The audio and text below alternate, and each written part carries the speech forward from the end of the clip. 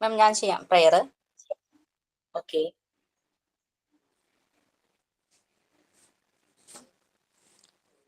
ഈശ്വര കൈകൂപ്പി നിൽപ്പു ഞാൻ നിൻ മുന്നിൽ ഈറാനണിഞ്ഞ മിഴികളോടെ കാരുണ്യമെന്നിൽ ചൊരിയണേ ഭൂവിലും കാരണനായുള്ള തമ്പുരാനെ.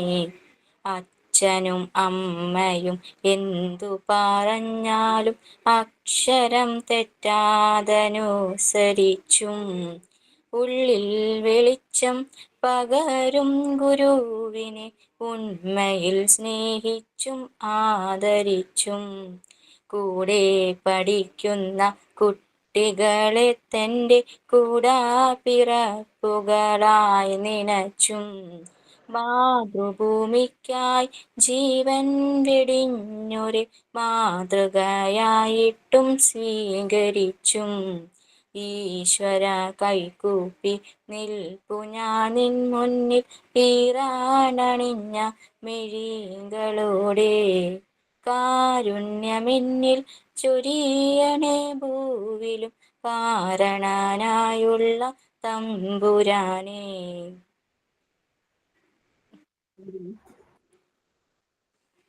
ചില പ്രയറൊക്കെ കേൾക്കുമ്പോ ഒരു നൊസ്റ്റാൾജിക് ഫീൽ ആണ്. പഴയ സ്കൂൾ മുറ്റത്തേക്ക് പോയ പോലെയൊക്കെ ഒരു feel. Okay, anything else you people want to share? Like any thoughts, any story? നമ്മുടെ കുട്ടികൾക്ക് എന്തെങ്കിലും ഷെയർ ചെയ്യാനുണ്ടോ?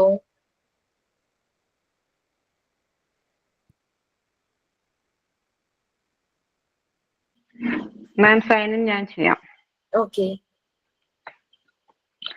മോണ്ടിസോറി കോട്ടാണ്. Good evening ma'am, good evening all of you. I am Maya. Montessori quotes. Never help child with a task which he feel he can be succeed. അതായത് മോണ്ടിസോറിയിൽ നമ്മൾ പറയുന്നത് അവരെ ഓരോ കാര്യങ്ങളും സ്വന്തമായിട്ട് ചെയ്യണം. നമ്മൾ പോയി ഹെൽപ്പ് ചെയ്യുമ്പം അവർക്ക് ആ സക്സസിന്റെ ആ ഒരു പൂർണ്ണമായ ആ ഒരു മധുരം എന്നൊക്കെ പറയാം, അതവർക്ക് കിട്ടില്ല. നമ്മൾ പോയി ഹെൽപ്പ് ചെയ്യുമ്പോൾ അതിന്റെ ഒരു പാട്ട് നമ്മളുടെയും കൂടെ ഒരു ഇത് അതിനകത്തുണ്ടാവും. അതേസമയം കുട്ടികൾ തന്നെ ഒരു ടാസ്ക് ഏറ്റെടുത്ത് അത് ചെയ്യുമ്പോൾ അവരിൽ ആ ഒരു ഇന്നർ എന്താ ഗ്ലിറ്റർ എന്നൊക്കെ പറയില്ലേ, അതുപോലെ ഒരു സംഭവം വരും. അതാണ് മോണ്ടിസോറി ഉദ്ദേശിച്ചത്. Never help Child with a task he fail he can be succeed. Montessori quote. Thank you ma'am, thank you all of you.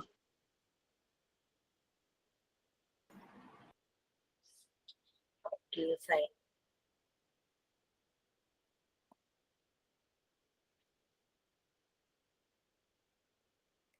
Miss thought of the day മോളൊരു കഥ പറയാന്ന് പറയണ്ടായിരുന്നു. ഞാൻ ഇങ്ങനെ വെയിറ്റ് ചെയ്യുമായിരുന്നു. Yes please Bhavika. ഒരു ദിവസം മുയലും ചെന്നായും കൂടിയിട്ട് അവളെ ഒരു മരത്തിന്റെ ചോട്ടിൽ നിൽക്കുകയായിരുന്നു.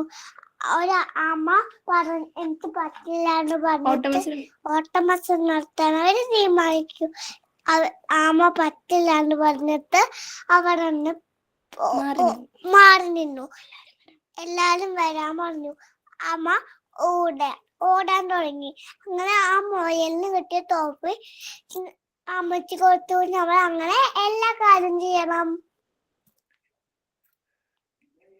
Very good, very nice, lovely. Thank you. നല്ലൊരു സ്റ്റോറി ആയിരുന്നു കേട്ടോ മോളെ. കാരണം നമ്മളുടെ ഇവിടെ ഇരിക്കുന്ന ഞങ്ങൾക്ക് എല്ലാവർക്കും ഞങ്ങളും അതുപോലെ തന്നെ നമ്മളും എല്ലാരും അതുപോലെ തന്നെ മുമ്പിലേക്ക് വരണം, അതായിരുന്നു അത്. ഓക്കെ, സാമ മെടുക്കനായിരുന്നു അല്ലെ. Okay, fine. So we can start. So what about some seminar we were planning? Are you people ready? Ready ആണോ? സെമിനാറിന് 3 പേരുണ്ടായിരുന്നു. Yes ma'am. Yes ma'am. Very good. Thank you. Anima and Sarija, one more person.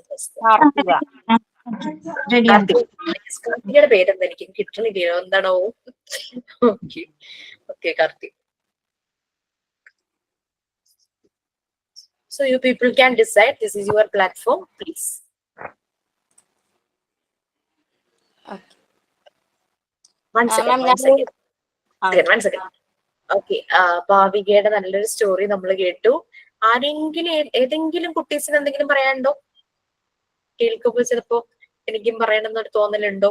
Class തുടങ്ങണ കാരണം മിണ്ടായിരിക്കുകയാണോ? ചിറാണി ചിറാണിയുടെ കുട്ടിക്ക് വല്ലതും തോന്നലുണ്ടോ? പറയുന്നത് അത് മിസ്സിനെ എല്ലാ മിസ്സിനെ wish ചെയ്യാൻ വേണ്ടി ഓടി വരും.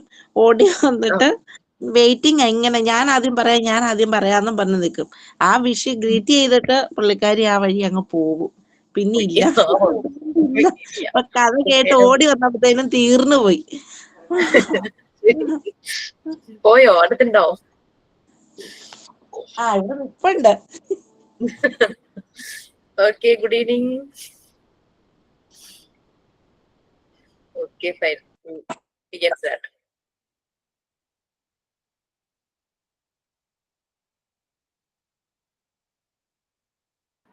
Yes, Anima, Sarija, Karthika. Okay ma'am, first introduction ഞാനാണ്. ഓക്കെ, ഞാനൊരു പ്രസന്റേഷൻ ചെയ്ത് വെച്ചിട്ടുണ്ട്, അതൊന്ന് ഷെയർ ചെയ്യുന്നുണ്ട് സ്ക്രീൻ.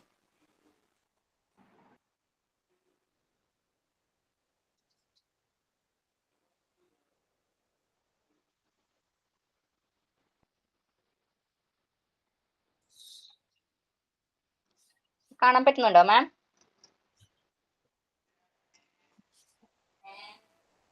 ഹലോ, കാണാം.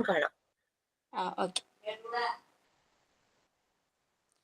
പ്രസന്റേഷൻ ആണ്, ഞാൻ PDF ആക്കിയതാണ്. Okay, good evening all. Good evening ma'am. പറയാൻ പോകുന്ന ടോപ്പിക് മാനേജ്മെന്റ് ആണ്. മാനേജ്മെന്റ് ഇൻട്രൊഡക്ഷൻ ആണ് പറയാൻ പോകുന്നത്. മീനിങ്, ഡെഫിനിഷൻ, ഒബ്ജക്റ്റീവ്സ്, ഈ 3 ടോപ്പിക്കാണ് പറയുന്നത്. മാനേജ്മെന്റ് എന്ന് വെച്ചിട്ടുണ്ടെങ്കിൽ നമുക്ക് മീനിങ് പറഞ്ഞിട്ടുണ്ട്. Is A art of maximising efficiency, is a social process, a method of getting things done through others, a plan of action and its direction by a cooperative group moving towards a common goal. Effective utilization of available resources to achieve same objective is management. Management എന്ന് വെച്ചിട്ടുണ്ടെങ്കിൽ നമുക്ക് എന്താണ് നമുക്കൊരു ഓരോ കമ്പനിക്കും ഓരോ goal ഉണ്ടായിരിക്കും. അതായത് എന്താണ് നമുക്ക് അച്ചീവ് ചെയ്യേണ്ടത്, എന്താണ് ലക്ഷ്യം എന്നുണ്ടായിരിക്കും. ആ ഗോള് നമുക്ക് നമ്മുടെ മാക്സിമം എഫേർട്ട് എടുത്ത് മാക്സിമം എഫിഷ്യൻസി യൂസ് ചെയ്ത് നമ്മൾ എന്ത് ചെയ്യണം, ആ ഗോള് അച്ചീവ് ചെയ്യണം. ഓക്കെ, അതിനെയാണ് നമ്മൾ എന്ത് പറയുന്നത്, മാനേജ്മെന്റ് എന്ന് പറയുന്നത്. നമുക്ക് അവൈലബിൾ ആയിട്ടുള്ള എല്ലാ റിസോഴ്സസും ഉപയോഗിച്ച് മാക്സിമം നമ്മൾ എന്ത് ചെയ്യുക, നമ്മുടെ എഫിഷ്യൻസി യൂസ് ചെയ്ത് നമ്മുടെ എഫേർട്ട് എടുത്ത് നമ്മുടെ ഗോള് അച്ചീവ് ചെയ്യാന്നുള്ളതാണ് മാനേജ്മെന്റ് എന്ന് പറയുന്നത്. മാനേജ്മെന്റ് എന്ന് വെച്ചിട്ടുണ്ടെങ്കിൽ ഒരു ആർട്ടാണ്. ആർട്ട് എന്ന് വെച്ചാൽ നമുക്ക് അതൊരു കലയാണ്. അതായത് മാനേജ്മെന്റ് എന്ന് വെച്ചാൽ നമുക്ക് എല്ലാ കാര്യങ്ങളും ഇൻക്ലൂഡ് ചെയ്യുന്ന ഒരു ടോപ്പിക് ആണെന്ന് പറയാം മാനേജ്മെന്റ് എന്ന് പറയുന്നത്. നമുക്ക് അവൈലബിൾ ആയിട്ടുള്ള എല്ലാ റിസോഴ്സസും ഉപയോഗിച്ച് നമ്മൾ നമ്മുടെ ഗോള് അച്ചീവ് ചെയ്യാന്നുള്ളതാണ് മാനേജ്മെന്റിൽ പറയുന്നത്. ഓക്കെ, എല്ലാവരും കേൾക്കുന്നില്ലേ? മാം കേൾക്കുന്നില്ലേ? കേൾക്കുന്നുണ്ട്. ഓക്കെ, നെക്സ്റ്റ് എന്ന് പറയുന്നത് ഡെഫിനിഷൻസ് ആണ്. ഡെഫിനിഷൻ എന്ന് പറയുമ്പോൾ ഞാൻ ഒരു കുറച്ച് ഡെഫിനിഷൻ എഴുതിയിട്ടുണ്ട്, പലരും പറഞ്ഞിട്ടുള്ള ഡെഫിനിഷൻസ് ആണ്. ഡെഫിനേഷൻ എന്ന് വെച്ചിട്ടുണ്ടെങ്കിൽ കോമൺ ആയിട്ട് പറയുന്നത് മാനേജ്മെന്റ് എന്ന് വെച്ചിട്ടുണ്ടെങ്കിൽ ആർട്ടാണ്. Management is the art of getting things done through and with people is formally organised groups. Management എന്ന് വെച്ചിട്ടുണ്ടെങ്കിൽ ഒന്നിലധികം ആൾക്കാർ കൂടി ചേർന്ന് ഒരു ഗോള് അച്ചീവ് ചെയ്യാൻ വേണ്ടി അതിലേക്ക് മാക്സിമം എഫേർട്ട് എടുത്ത് പെർഫോം ചെയ്യുന്ന ഒരു ഫംഗ്ഷനെയാണ് ഒരു എലമെന്റ് ആണ് മാനേജ്മെന്റ് എന്ന് പറയുന്നത്. ഓക്കെ, അതാണ് ഡെഫിനിഷനിൽ പറയുന്നത്. ഇതിൽ വ്യത്യസ്തമായിട്ട് ഹെൻറി ഫയോള് പറയുന്നുണ്ട്, 1960 പറയുന്നുണ്ട്.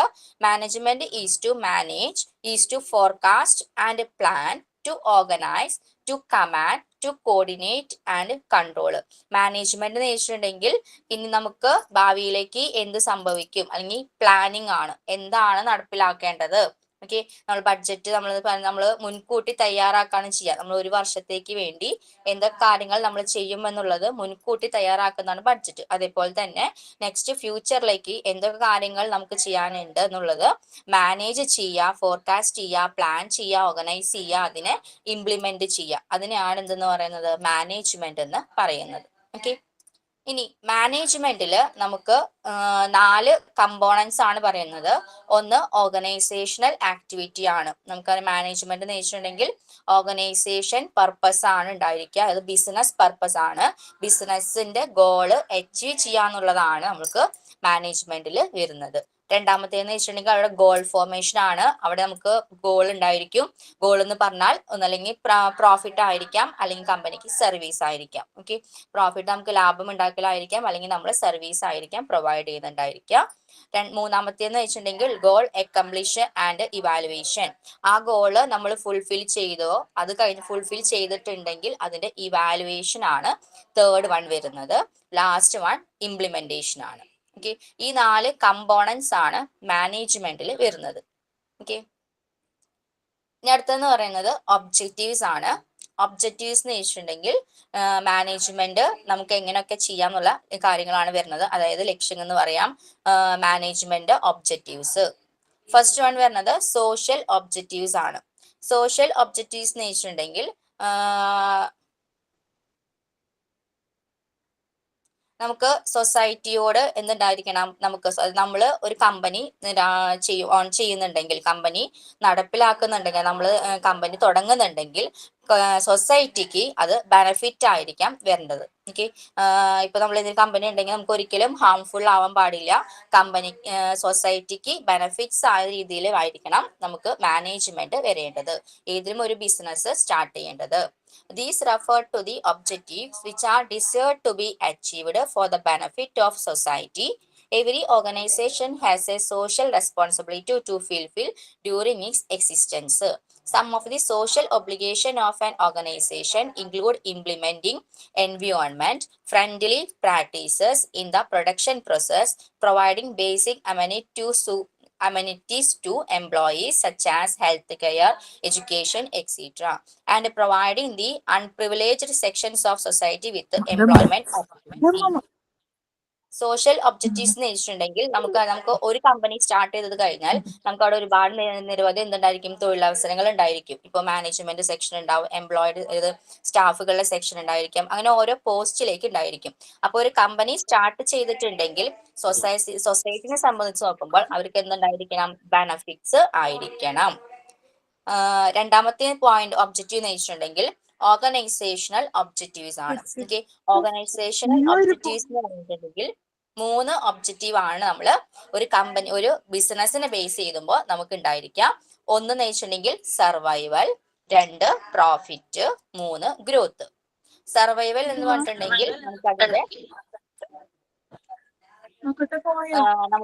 നമുക്ക് ആ ഒരു സൊസൈറ്റിയിൽ നിലനിന്ന് പോണം, നിലനിൽപ്പ് എന്നാണ് നമ്മൾ സർവൈവൽ ഉദ്ദേശിക്കുന്നത്. നമുക്ക് തസ്നി ഒന്ന് മ്യൂട്ട് ചെയ്യാമോ? Okay, thank you. ഓക്കെ, നമ്മൾ ഓർഗനൈസേഷണൽ ഒബ്ജക്റ്റീവ്സ് എന്ന് വെച്ചിട്ടുണ്ടെങ്കിൽ നമ്മൾ സർവൈവൽ, അതായത് നമുക്ക് നിലനിന്ന് പോവുക, നമ്മുടെ സൊസൈറ്റിയിൽ നമ്മുടെ കമ്പനി നിലനിന്ന് പോവാന്നുള്ളതാണ് ഫസ്റ്റ് വൺ വരുന്നത്. രണ്ടാമത്തെ ഒബ്ജക്റ്റീവ് എന്ന് വെച്ചിട്ടുണ്ടെങ്കിൽ പ്രോഫിറ്റ് ആണ്. നമുക്ക് ഒരു ബിസിനസ് എന്ന് വെച്ചിട്ടുണ്ടെങ്കിൽ അതിന്റെ പ്രോഫിറ്റ്, മാക്സിമം പ്രോഫിറ്റ് നമ്മൾ ഏൺ ചെയ്യാന്നുള്ളതാണ് രണ്ടാമത്തെ എന്ന് പറയുന്നത്. മൂന്നാമത്തെ എന്ന് വെച്ചിട്ടുണ്ടെങ്കിൽ ഗ്രോത്ത് ആണ്. കമ്പനി എന്ത് ചെയ്യണം, പ്രോഫിറ്റ് ലഭിക്കും തോറും കമ്പനി ഗ്രോത്ത് ആയിരിക്കണം, ഡെവലപ്ഡ് ആയിരിക്കണം. അതാണ് രണ്ടാമത്തെ പോയിന്റ്, ഓർഗനൈസേഷണൽ ഒബ്ജക്റ്റീവ്സ്. ഫസ്റ്റ് പറഞ്ഞു സോഷ്യൽ ഒബ്ജക്റ്റീവ്സ്, രണ്ടാമത്തത് ഓർഗനൈസേഷണൽ ഒബ്ജക്റ്റീവ്സ്. മൂന്നെന്ന് പറയുന്നത് പേഴ്സണൽ ഓർ ഇൻഡിവിജ്വൽ ഒബ്ജക്റ്റീവ്സ് ആണ്. പേഴ്സണൽ ഓർ ഇൻഡിവിജ്വൽ ഒബ്ജക്റ്റീവ് വരുന്നത് ഓരോ വ്യക്തിക്കും, നമ്മളിപ്പോ കമ്പനിയിൽ മാനേജ്മെന്റ് സംബന്ധിച്ച് നോക്കുമ്പോൾ, ഒരു ബിസിനസ്സിനെ സംബന്ധിച്ച് നോക്കുമ്പോൾ അവിടെ ഇൻഡിവിജ്വൽസ് ഉണ്ട്, അതൊരു എംപ്ലോയീസ് ഉണ്ട്.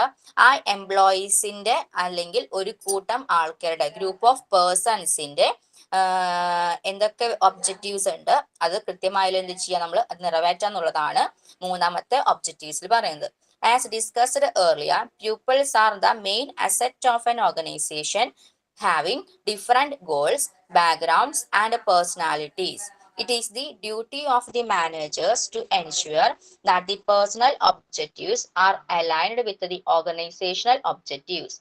Individual or personal objectives of an organizational consist of satisfying needs like social needs, financial needs, good and healthy working conditions, and higher level needs. നമുക്കൊരു ഇൻഡിവിജ്വലിനെ ഒരു പേഴ്സണൽ ഒരു എംപ്ലോയിനെ സംബന്ധിച്ച് നോക്കുമ്പോൾ ഈ പറയുന്ന social needs, financial needs, good and healthy working condition, നല്ല രീതിയിൽ working condition ആയിരിക്കാം. അവരെ സോഷ്യൽ നീഡ്സ് ഒക്കെ സാറ്റിസ്ഫൈ ചെയ്യുന്ന രീതിയിലായിരിക്കണം. ഫിനാൻഷ്യൽ നീഡ്സ് സാറ്റിസ്ഫൈ ചെയ്യുന്ന രീതിയിലായിരിക്കണം. അതുപോലെ ഹയർ ലെവൽ നീഡ്സ് ഒക്കെ ലഭിക്കണം. അപ്പോൾ കമ്പനിയെ സംബന്ധിച്ച് നോക്കുമ്പോൾ കമ്പനിക്ക് 3 ഒബ്ജക്റ്റീവ് ആണ്. ഇൻ മാനേജ്മെന്റ് നോക്കുമ്പോൾ മാനേജ്മെന്റിന് 3 ഒബ്ജക്റ്റീവ്സ് ആണ് ഉണ്ടായിരിക്കുക. 1 social objectives, 2 organisational objectives, 3 personal or individual objectives. എല്ലാവർക്കും ഓക്കെ ആണോ ഒബ്ജക്റ്റീവ്സ്?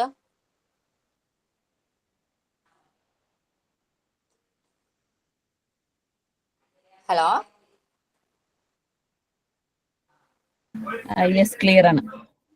ഓക്കെ. നെക്സ്റ്റ് വരുന്നതാണ് ക്യാരക്ടറിസ്റ്റിക്സ് ആണ് വരുന്നത്, അല്ലെങ്കിൽ ഫീച്ചേഴ്സ് ഓഫ് മാനേജ്മെന്റ് ആണ്. എന്താണ് മാനേജ്മെന്റിന്റെ പ്രത്യേകത? ഒന്നാമത്തേന്ന് പറയുന്നത് management is goal oriented process ആണ്.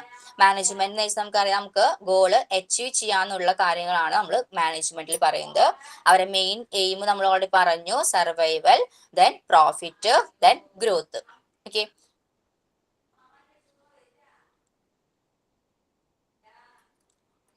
ഇവിടെ ഒരു എക്സാമ്പിൾ പറയുന്നുണ്ട്. For example, if the objective of a company is to sell 1000 computers, then manager will plan the course of action, motivate all the employees and organize all the resources keeping in mind the main target of selling 1000 computers. Okay, അതായത് ഒരു കമ്പനിയുടെ objective എന്ന് വെച്ചിട്ടുണ്ടെങ്കിൽ 1000 computers sale ചെയ്യാന്നുള്ളതാണ് അവരുടെ objective എന്ന് വെച്ചിട്ടുണ്ടെങ്കിൽ.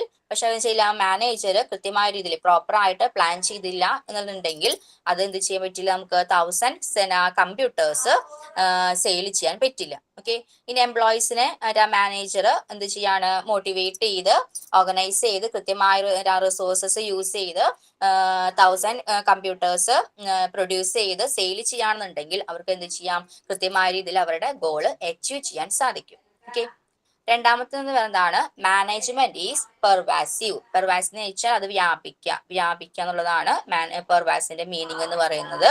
Okay, അതായത് management എന്ന് വെച്ചിട്ടുണ്ടെങ്കിൽ ഏതൊരു തലത്തിലും, അതായത് പ്രോഫിറ്റ് നമ്മൾ ഏൺ ചെയ്യുന്ന കമ്പനി ആയാലും നോൺ പ്രോഫിറ്റ് ഏൺ ചെയ്യുന്ന കമ്പനി ആയാലും, അതായത് സർവീസ് പ്രൊവൈഡ് ചെയ്യുന്ന കമ്പനി ആണെന്നുണ്ടെങ്കിലും, ഓക്കെ, ബിസിനസ് ആണെന്നുണ്ടെങ്കിലും അവിടെ എല്ലാം എന്തുണ്ട്, മാനേജ്മെന്റ് ഉണ്ട്. ഓക്കെ, ഇപ്പൊ ഒരു സ്കൂളിലുണ്ട്, ഒരു ഹോസ്പിറ്റലിലുണ്ട്, ഒരു ക്ലബിലുണ്ട്. ഓക്കെ, അങ്ങനെ ഏതൊരു ഒരു ഇവന്റ്സ് ആണെങ്കിലും എന്തൊരു ടേം ആണെന്നുണ്ടെങ്കിലും നമുക്ക് അവിടെ എന്തുണ്ട്, മാനേജ്മെന്റ് എടുക്കുന്നുണ്ട്. Okay, organisation, hospital, school, club തുടങ്ങിയിട്ടുള്ള, ഇപ്പൊ നമ്മൾ കേസ് നമ്മുടെ വീട്ടിലാണെങ്കിൽ കൂടി നമ്മൾ കൃത്യമായ രീതിയിൽ എല്ലാ കാര്യങ്ങളും എന്ത് ചെയ്യും, നമ്മൾ പ്ലാൻ ചെയ്യും. ഓക്കെ, ഇപ്പൊ നമ്മുടെ വീട്ടിൽ എന്തെങ്കിലും ഫംഗ്ഷൻ വരാണെന്നുണ്ടെങ്കിൽ നമ്മൾ പ്ലാനിങ് ചെയ്യും, അല്ലെ, പ്ലാനിങ് തൊട്ട് അത് ഇംപ്ലിമെന്റ് വരുന്ന കാര്യങ്ങളാണ് നമ്മൾ ചെയ്യുന്നത്. അപ്പൊ നോർമലി എല്ലാ ലെവലിലും എന്തുണ്ട്, മാനേജ്മെന്റ് ഉണ്ട്. ഓക്കെ, മൂന്നാമത്തെ വരുന്നതാണ് മാനേജ്മെന്റ് ഈസ് മൾട്ടി ഡൈമെൻഷണൽ.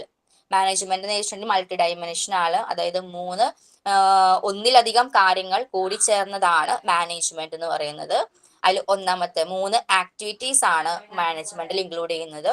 ഒന്ന് work, management of work, management of people, management of operations. Okay, അതിൽ ഒന്ന് വരുന്നതാണ് മാനേജ്മെന്റ് ഓഫ് വർക്ക് എന്ന് പറയുന്നത്. മാനേജ്മെന്റ് ഓഫ് വർക്ക് എന്ന് പറഞ്ഞാൽ നമ്മുടെ ടാസ്ക് എന്താണ്, നമ്മുടെ ഗോൾ എന്താണ്, അത് കൃത്യമായ രീതിയിൽ എന്ത് ചെയ്യുക, അച്ചീവ് ചെയ്യാന്നുള്ളതാണ് മാനേജ്മെന്റ് ഓഫ് വർക്ക് എന്ന് പറയുന്നത്. ആ അച്ചീവ് ചെയ്യാൻ അതിലേക്ക് നമുക്ക് കൃത്യമായ രീതിയിൽ എന്ത് ചെയ്യാം, നമ്മുടെ ആക്ടിവിറ്റീസ് കൃത്യമായ രീതിയിൽ, അതായത് ക്വാളിറ്റി ഉള്ള നല്ല എഫിഷ്യന്റ് ആയിട്ട് എഫക്റ്റീവ് ആയിട്ട് എന്ത് ചെയ്യണം, നമുക്ക് കാര്യങ്ങളെല്ലാം ചെയ്യണം. അപ്പൊ അതിന് വേണ്ടിയിട്ട് ഫസ്റ്റ് വരുന്നതാണ് മാനേജ്മെന്റ് ഓഫ് വർക്ക് എന്ന് പറയുന്നത്. ഓക്കെ, രണ്ടാമത്തേന്ന് പറയുന്നത് മാനേജ്മെന്റ് ഓഫ് പീപ്പിൾ ആണ്. നമുക്കറിയാം ഒരു കമ്പനിയിൽ വർക്ക് മാത്രം പോരാ, അത് ചെയ്യാൻ എന്തുകൂടി വേണം, നമ്മുടെ എംപ്ലോയീസും കൂടി വേണം. ഓക്കെ, എംപ്ലോയീസ് ആണ് ഒരു കമ്പനിയിൽ എന്തെന്ന് പറയുന്നത്, അസറ്റ് എന്ന് പറയുന്നത്. ഓക്കെ, ഒരു ഹ്യൂമൻ റിസോഴ്സസ് ഉണ്ട്. ആ ഹ്യൂമൻ റിസോഴ്സസ് കൂടി ചേർന്നാൽ നമുക്ക് എന്തുണ്ടായിരിക്കും, നമുക്ക് നമ്മുടെ കമ്പനീനെ നല്ലൊരു പ്രോഫിറ്റ്, നല്ലൊരു ഗ്രോത്ത്, നല്ലൊരു സർവൈവൽ ഒരു ബിസിനസ്സിന് ഉണ്ടാക്കിയെടുക്കാൻ കഴിയും. ഓക്കെ, അതാണ് മാനേജ്മെന്റ് ഓഫ് പീപ്പിളിൽ വരുന്നത്. ഓക്കെ, 2 ഡയമെൻഷൻ ആണ് വരുന്നത്. ഒന്ന് take care of employees individual needs, take care of group of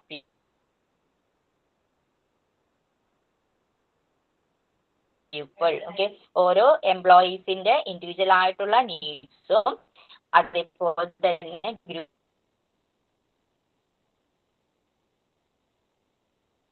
of പീപ്പിൾസിന്റെ നീഡ്സും കൂടി വരുന്നതാണ് നമ്മൾ മാനേജ്മെന്റ് ഓഫ് പീപ്പിൾ എന്ന് പറയുന്ന ഫീച്ചേഴ്സിൽ പറയുന്നത്.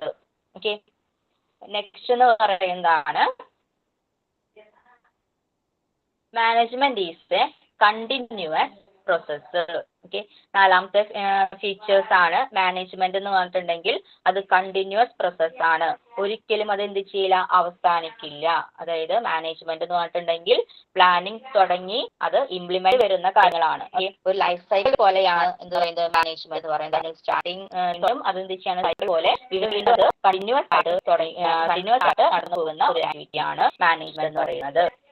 നെക്സ്റ്റ് എന്ന് പറയുന്നത് മാനേജർ കൂടി ചേർന്ന് ഒരു എയിം അച്ചീവ് ചെയ്യാൻ വേണ്ടി പ്രവർത്തിക്കുന്നതാണ് മാനേജ്മെന്റ് എന്ന് പറയുന്നത്. ഓക്കെ, ഇതാണ് group of management is a group of activity. Okay, ഒന്നിലധികം ആൾക്കാർ പ്യൂപ്പിൾസ് മാനേജറിയൽ ആക്ടിവിറ്റീസ് ചെയ്യുന്നതിനെയാണ് management is a group of activity എന്ന് പറയുന്നത്. ഓക്കെ, ഇപ്പൊ നമുക്ക് ഒരു കമ്പനിയിൽ ഡിഫറെന്റ് ഡിപ്പാർട്ട്മെന്റ്സ് ഉണ്ടാവും. ഇപ്പൊ HR ഡിപ്പാർട്ട്മെന്റ് ഉണ്ടാവും, അക്കൗണ്ടിങ് ഡിപ്പാർട്ട്മെന്റ് ഉണ്ടാവും, സെയിൽസ് ആൻഡ് മാർക്കറ്റിംഗ് ഡിപ്പാർട്ട്മെന്റ് ഉണ്ടാവും, പ്രൊഡക്ഷൻ ഡിപ്പാർട്ട്മെന്റ് ഉണ്ടാവും.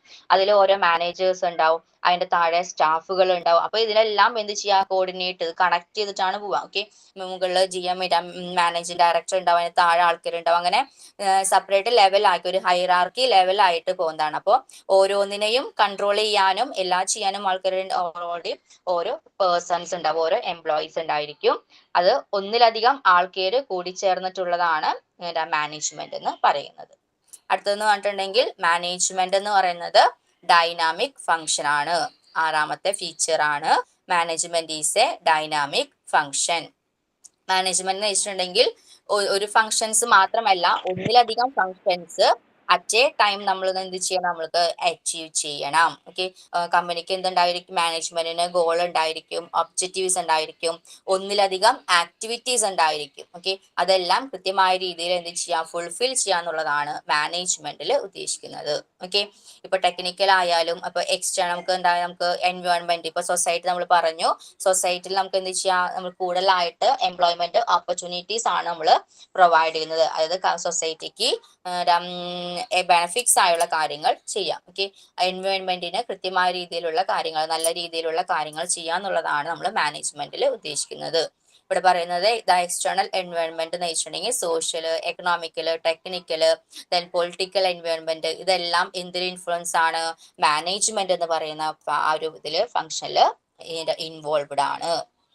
7ാമത്തേന്ന് പറയുന്നത് ഇൻടാഞ്ചിബിൾ. ഇൻടാഞ്ചിബിൾ എന്ന് വെച്ചിട്ടുണ്ടെങ്കിൽ ഒരിക്കലും മാനേജ്മെന്റ് നമുക്ക് എന്ത് കാണാൻ സാധിക്കില്ല. നമുക്ക് നമുക്ക് ഫീൽ ചെയ്യാൻ വേണ്ടി മാത്രമായിരിക്കും നമുക്ക് പറ്റുക. അതിനാണ് ഇൻടാഞ്ചിബിൾ എന്ന് പറയുന്നത്. Okay, physically seen but it presence can be felt. Okay, നമുക്ക് ഫീൽ ചെയ്യാൻ വേണ്ടി മാത്രമേ മാനേജ്മെന്റ് പറ്റുള്ളൂ, ഒരിക്കലും സീൻ നമുക്ക് കാണാൻ സാധിക്കില്ല. ഓക്കെ, നെക്സ്റ്റ് എന്ന് പറയുന്നത് കോമ്പോസിറ്റ് പ്രോസസ് ആണ്. കോമ്പോസിറ്റ് എന്ന് വെച്ചിട്ടുണ്ടെങ്കിൽ നമുക്ക് മാനേജ്മെന്റ് എന്ന് പറഞ്ഞാൽ അതിന് എന്തുണ്ട്, ഒരു പ്രോപ്പർ ആയിട്ടുള്ള സീക്വൻസ് ഉണ്ട്, പ്രോപ്പർ ആയിട്ടുള്ള പാത്ത് ഉണ്ട്. ഓക്കെ, ഫസ്റ്റ് ഇതായിരിക്കണം, സെക്കൻഡ് ഇതായിരിക്കണം, തേർഡ് ഇതായിരിക്കണം എന്നുള്ള പ്രോപ്പർ ആയിട്ടുള്ള സീക്വൻസ് ഉള്ളതാണ് മാനേജ്മെന്റ് എന്ന് പറയുന്നത്. ഒരിക്കലും അതെന്തില്ല, ഇൻഡിപെൻഡന്റ് അല്ല, അത് ഇന്റർ ഡിപ്പെൻഡന്റ് ആണ് മാനേജ്മെന്റ് എന്ന് പറയുന്നത്. ഓക്കെ, അതായത് എല്ലാ ഫങ്ഷൻസും കണക്ട് ചെയ്തിട്ടാണ് മാനേജ്മെന്റ് നമുക്ക് കൊണ്ടുപോകുന്നത്. ഓക്കെ, നെക്സ്റ്റ് എന്ന് പറയുന്നത് ലാസ്റ്റ് വൺ എന്ന് പറയുന്നത് 9ാമത്തെ point, balancing effectiveness and efficiency.